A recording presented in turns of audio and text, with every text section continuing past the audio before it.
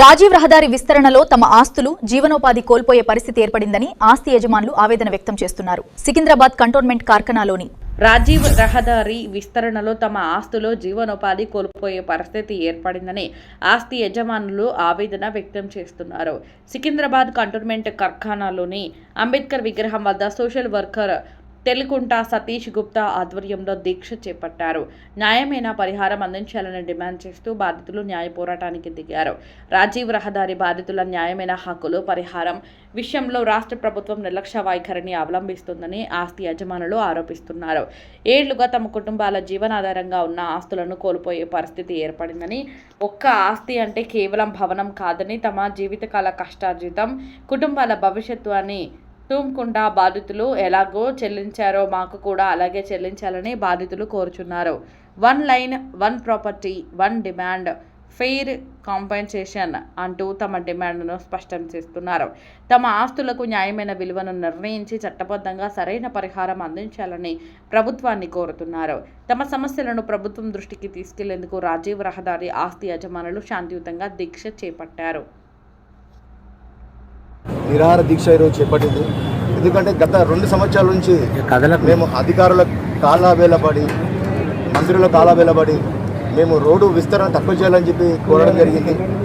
మేము ఇన్ని రోజులు కూడా మేము మనుషులతో మాట్లాడదాం అనుకున్నాం, కానీ మేము మాట్లాడినంత గోడలతో నీళ్ళతో మాట్లాడాలనుకున్నాం. ఇప్పుడే మాకు స్పష్టమైంది. సో మేము ఎవరం కూడా ప్రాజెక్టు వ్యతిరేకం కాదు. మేమేమంటున్నామంటే మాకు నష్టపరిహారము, మంచి నష్టపరిహారం ఇవ్వాలని చెప్పి ఈరోజు దీక్ష చేపడుతున్నాము. ఎలా అయితే తుమ్ముకుంటాలో ఇప్పుడు అక్కడ 10,600 రూపాయలు స్క్వేర్ యార్డ్కి ప్లాట్ వాల్యూ ఉంటే అక్కడ ₹1,00,000 ఇచ్చారు. మా మిగతా అంటే విక్రమ్పురి, కార్ఖానా, లాల్ బజార్, తిరుమలగిరి, లోతుకుంట, అల్వాల్ ఇవి అందరూ కూడా సరైన నష్టపరిహారం ఇవ్వాలని చెప్పి అదే రేషియోలో నష్టపరిహారం ఇవ్వాలని చెప్పి మేము డిమాండ్ చేస్తున్నాము. ముఖ్యమంత్రి గారికి మేము మీ ద్వారా ఏం తెలియజేస్తున్నామంటే ఒకసారి మీ అధికారుల్ని, కలెక్టర్ కానీ అంటే డిప్యూటీ కలెక్టర్ పిలిచి చర్చించండి.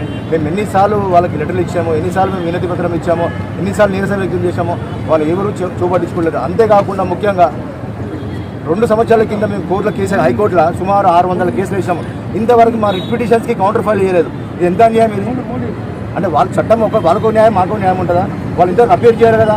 వాళ్ళు ఏం తప్పు చేస్తారో మేము ఏం చేస్తామో ఇంతవరకు తెలుసుకోకుండా ఇష్టం కూడా జారీ చేసుకుంటున్నారు. అది కాకుండా మన B3 land owner, B3 land ఓనర్లకు కూడా వాళ్ళ గురించి ఒక విషయం చెప్పాలి. B3 ల్యాండ్ ఓనర్స్ కూడా మన ఓనర్లే. వాళ్ళు కూడా వాళ్ళు ట్యాక్స్ కట్టి రిజిస్ట్రేషన్ చేయించుకున్నారు, కంటోన్మెంట్ ట్యాక్స్ కడుతున్నారు. వాళ్ళకి ఈ రోజు మేము ఏం నష్టపరిహారం ఇవ్వంటే వాళ్ళకి సవాలాలు. సో వాళ్ళకు కూడా సరైన న్యాయం ఇవ్వాలి. ఇప్పుడు 300 కోట్లు ప్రభుత్వం వాళ్ళకి ఇచ్చేసింది, కంటోన్మెంట్కి ఇచ్చేసింది. వాళ్ళు ఆర్మీ వీళ్ళందరూ ఎక్కడ పోవాలి? సో కంటోన్మెంట్ బోర్డు CEO గారికి చెప్తున్నాము, వాళ్ళ B3 ల్యాండ్ వాళ్ళని పిలిపించి వాళ్ళకి సరైన న్యాయం చేయాలి. ఎందుకంటే వాళ్ళు కలెక్టర్ గారు ఏమంటున్నారంటే ఆ 303 కోట్ల ఈ B3 ల్యాండ్ అమౌంట్ కూడా ఉందని చెప్పారు కనుక వాళ్ళకి పిలిచి సరైన న్యాయం చేయాలని చెప్పి నేను డిమాండ్ చేస్తున్నాను. అదే కాకుండా కార్ఖానాలో చాలా మందికి ఇప్పుడు బోయిన్పల్లిలో తాకోట అనేది కార్ఖానా వరకు వస్తుందన్నమాట. సో తోకట విలేజ్ అనేది, తోకట విలేజ్ వాళ్ళకి ₹1,00,000 ఇస్తారంట. మా పక్క ఉన్న వాళ్ళకి మాకు ₹1,40,000. సో అటువంటి వ్యత్యాసం చేయకుండా ప్రాంతం చెక్ చేయండి. కలెక్టర్ గారు వాళ్ళు విచ్చేసి స్థానికంగా ఉన్న సమస్యలు తెలుసుకొని నష్టపరిహారం విషయంలో వాళ్ళు సరైన న్యాయం చేయాలని డిమాండ్ చేస్తున్నాము. ప్రాజెక్టు మేము వ్యతిరేకం చేస్తున్నాము.